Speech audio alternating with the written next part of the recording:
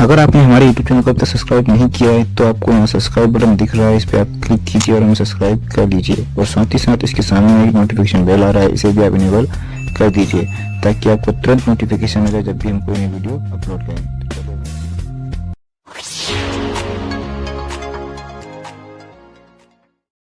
Hello friends, गरगाई SPSC classes में आप सभी का स्वागत है। फ्रेंड्स, इस समय हमारी क्लासेस में इतिहास की लेक्चर सीरीज कंटिन्यू चल रही है। कई बच्चों के कमेंट आए कि सर इतिहास हमको बोर लगता है, इतिहास में हमको समझ नहीं आती, चीज़ें भूल जा रही हैं। तो उन बच्चों के लिए ये वीडियो बहुत ही लाभ प्रदान करने वाला है।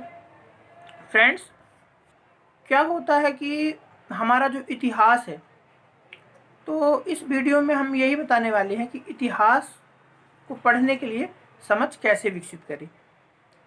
दोस्तों, क्या होता है कि इतिहास को पढ़ने के लिए सबसे महत्वपूर्ण चीज़ होती है कालानुक्रम। ठीक है, जब हम इतिहास को स्टार्ट करते हैं तो एक काल के अनुसार आप पढ़िए। कैसे? देखिए, जैसे यदि हम सबसे पहले पढ़ें प्राचीन भारत का इतिहास, तो प्राचीन भारत का इतिहास आप स्टार्टिंग से शुरू करिए कि कैसे। पहली बात, मनुष्य इतिहास पढ़ रहे हैं दोस्तों, यानी कि मनुष्य का इतिहास कैसा है। तो सबसे पहले तो मनुष्य को लाओ तो पृथ्वी में। तो सबसे पहले ये देखो आपकी मनुष्य आया कैसे पृथ्वी में। फिर देखो कि उसने खाना बनाना, खाना खाना, अपने दिनचर्या को कैसे कैसे विकसित करते गया। फिर आप देखो कि बस्तियाँ कैसे बसी। ठीक है, फिर उन बस्तियों को चलाने के लिए व्यवस्था किस प्रकार की आई, व्यवस्थाओं में विभिन्न प्रकार के लोगों का कैसा कैसा योगदान रहा। ये सब एक आप सीरियल में देखते जाएंगे ना, तो आपको क्या रहेगा कि आपका जो कंटेंट रहता है तो मिक्स नहीं होगा। देखिए, मैं एक प्राचीन भारत का छोटा सा एग्जांपल देता हूँ। जैसे हम प्राचीन भारत के इतिहास जब पढ़ते हैं तो हमारा जो काल रहता है मौर्य काल। जब हम मौर्य काल को पढ़ते हैं तो मौर्य काल में सबसे पहला जो प्रतापी राजा था चंद्रगुप्त मौर्य। तो जब हम चंद्रगुप्त मौर्य के बारे में पढ़ते हैं तो दोस्तों अपन ने उसके बारे में पढ़ लिया। फिर जब हम गुप्तास पीरियड में पढ़ते हैं तो गुप्त काल में एक राजा हुए हैं चंद्रगुप्त द्वितीय, या फिर चंद्रगुप्त विक्रमादित्य भी उनको बोलते हैं। अब क्या है, हम क्या करते हैं, अब यहाँ का डाटा जब कभी क्वेश्चन आता है तो यहाँ जैसे क्वेश्चन आगे फाइन किसके दरबार में है, ऑप्शन में आपको चंद्रगुप्त मौर्य भी मिलेगा और चंद्रगुप्त द्वितीय भी मिलेगा। तो हमारा जो माइंड क्या होता है ना, यदि हमारा सेट नहीं तो हम क्या करते हैं, चंद्रगुप्त को चंद्रगुप्त सेकेंड में मिक्स करते हैं। अब यदि हमको याद रखने के लिए यदि आप कंटेंट को अलग कर दो कि चंद्रगुप्त मौर्य की कहानी जो है मौर्य काल की है और चंद्रगुप्त द्वितीय की कहानी जो हुआ गुप्ता काल की है, तो हमारा कंटेंट क्या है, यहाँ वहाँ नहीं होगा, मिक्स भी नहीं होगा। ठीक है, इस प्रकार से हमको क्या इतिहास को पढ़ना चाहिए। एक हमारा शासक है दोस्तों बिंदुसार, जो कि चंद्रगुप्त का बेटा है, चंद्रगुप्त मौर्य। और एक हमारा शासक है हरेक वंश में बिंबिसार। अब कई बच्चे इसी में कंफ्यूज हो जाते हैं कि बिंबिसार और बिंदुसार दोनों एक ही हैं। कई के जैसे कभी कभी बिंदु ऑप्शन आ जाता है कि चंद्रगुप्त मौर्य के बेटे का नाम था बिंदुसार, तो फिर चंद्रगुप्त मौर्य के बाद शासक कौन बना, बिंदुसार। ऑप्शन में बिंबिसार भी लिखा रहता है। कभी कभी तो कई बच्चे ऐसे, जैसे यदि ऑप्शन आ गया कि चंद्रगुप्त मौर्य के बेटे का नाम था बिंबिसार, अशोक, दशरथ, इनमें से कोई नहीं। तो जो कई बच्चे सोचते हैं कि ये मिस प्रिंट है क्वेश्चन, इसमें बिंदुसार लिखना था तो उन्होंने बिंदु की जगह बिंबिसार लिख दिया। तो हमारा ऑप्शन यही है। आप ये भी देखो कि वहाँ पर हमको एक ऑप्शन ये भी दिया है कि इनमें से कोई नहीं, तो हमको यहाँ पर इनमें से कोई नहीं वाला ऑप्शन टिक करना है। ठीक है फ्रेंड्स, क्योंकि वो मिस प्रिंट नहीं है, वो बिंबिसार सही लिखा हुआ है। वास्तव में बिंबिसार शासक था, किसका था, वह हरे। ठीक है दोस्तों, तो मेरे कहने का मतलब है कि देखिए कालानुक्रम में जैसे हम प्राचीन भारत को पढ़ेंगे तो प्राचीन भारत का सेक्टर डिवाइड करिए। जैसे पहला सेक्टर हमारा होता है पाषाण काल, दूसरा काल हमारा जो सेक्टर होता है वो होता है हमारा वैदिक काल, तीसरे सेक्टर में दोस्तों हम आते हैं तो विभिन्न प्रकार के धर्मों को पढ़ते हैं। अब आप थोड़े से सीरियल वे में देखेंगे ना, सबसे पहले हमारा मनुष्य क्या हुआ, पृथ्वी में आया। ठीक है, सबसे पहले आया तो क्या किया, वह अपने भरण पोषण में लगा रहा, मतलब शिकार किया अपने पेट की आपूर्ति के लिए। ठीक है, शिकार किया, शिकार के बाद कृषि की। तो जैसे जैसे वो विकसित होने लगा, बस्तियां बसने लगी, तो बस्ती में उपद्रव ना हो, वहाँ की व्यवस्था में अव्यवस्था ना फैले, तो एक ऐसे व्यक्ति का चयन किया गया। पहले क्या होता था, जैसे कबीले होते थे, तो कबीलों में क्या होता था, कोई भी जो बुजुर्ग है उनको हम क्या करते थे, बिठा देते थे कि साहब आप हमारे जो है कबीला की देख रेख करना। यदि कोई हमारे बीच झपट होती है, लड़ाई झगड़ा होता है, तो उनको आप निपटारा करना। तो अब धीरे धीरे समय के बढ़ते बढ़ते जो वो व्यक्ति जो बैठता था, एक बुजुर्ग व्यक्ति, तो उसी बुजुर्ग व्यक्ति को राजा की उपाधि दे दी गई। अब वो जो व्यक्ति था वो क्या बन गया, राजा बन गया। अब जैसे जैसे वो राजा बना, तो वो अब उसका कार्य क्या है, उसका कार्य है कि वह विभिन्न प्रकार की प्रजाओं को जो उसके दरबार में रह रही है उनकी व्यवस्था कराना, कि वो कैसे उनके बीच में लड़ाई ना हो, वो अच्छे से रहें, उनकी सुरक्षा का दायित्व। ठीक, अब जब ऐसी व्यवस्था आई तो अब क्या हुआ, अब तो राजा साहब तो अब ये व्यवस्था में लगे हैं, उनका घर कैसे चले। तो एक नियम बनाएगा कि एक काम करिए, जितना भी थोड़ा थोड़ा आप अपनी उपज का एक भाग राजा को दीजिए।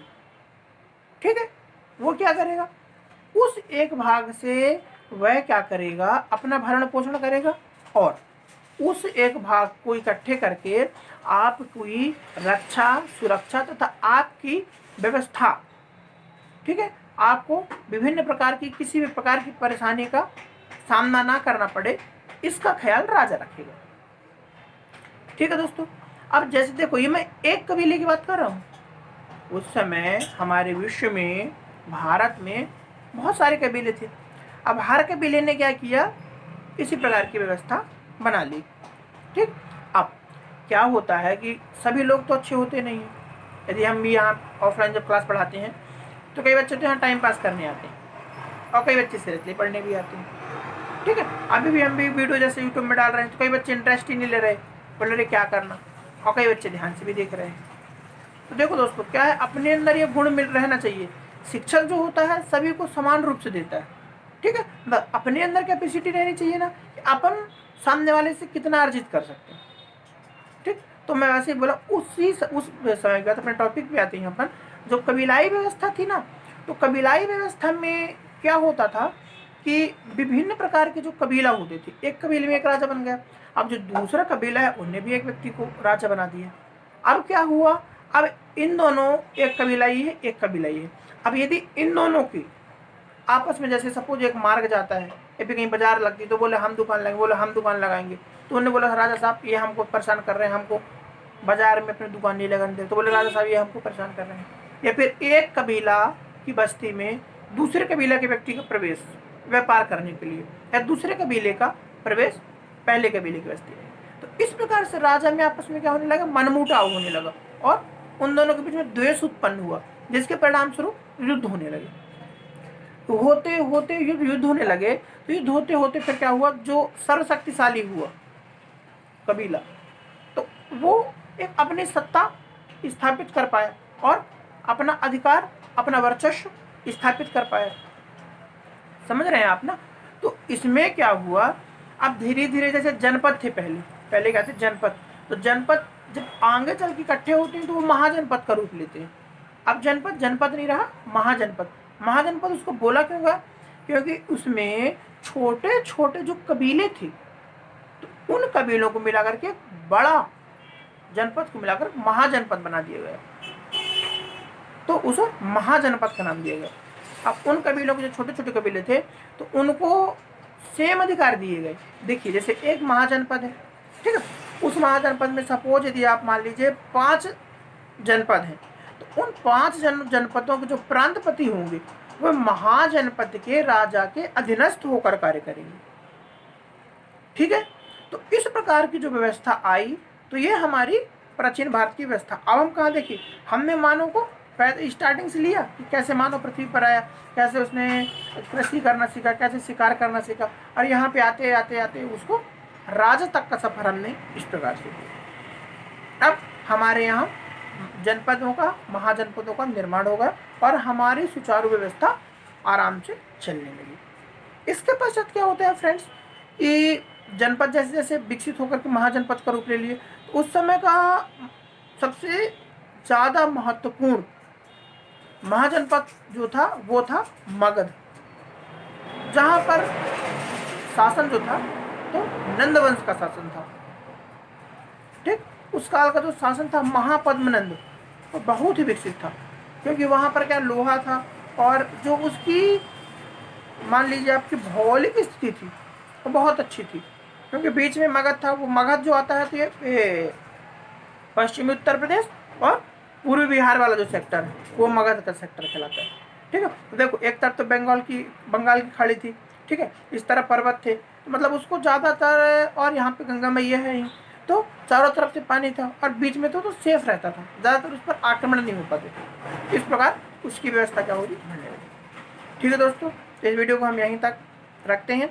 अब ये वीडियो दोस्तों आपको पसंद आई हो तो इसको लाइक करें और हमारे चैनल को जाकर के सब्सक्राइब करें और जब बेल आइकन को प्रेस करें, ताकि इस प्रकार की वीडियो आपको कंटिन्यू मिलती रहे। ठीक है दोस्तों, इस वीडियो को ज़्यादा से ज़्यादा लोगों तक शेयर करें और उन लोगों तक ज़रूर शेयर करें जिनको इतिहास पढ़ने में बहुत प्रॉब्लम आ रही है। मेरा विश्वास मानिए कि यह वीडियो देखने के बाद आपका इतिहास से दिल लग जाएगा और आपको बहुत अच्छी तरीके से समझ में भी आएगा। ठीक है फ्रेंड्स, तो मिलते हैं। यह हमारा पार्ट 1 था, इतिहास को विकसित करने की समझ का पार्ट 1 था। इसका पार्ट 2 हम सेकंड जल्दी ही लेकर के आएंगे। ठीक है दोस्तों, तो मिलते हैं नेक्स्ट वीडियो में इस वीडियो के नेक्स्ट पार्ट के साथ। तब तक के लिए आप घर पर रहिए, सुरक्षित रहिए और मन लगाकर स्टडी करिए। धन्यवाद।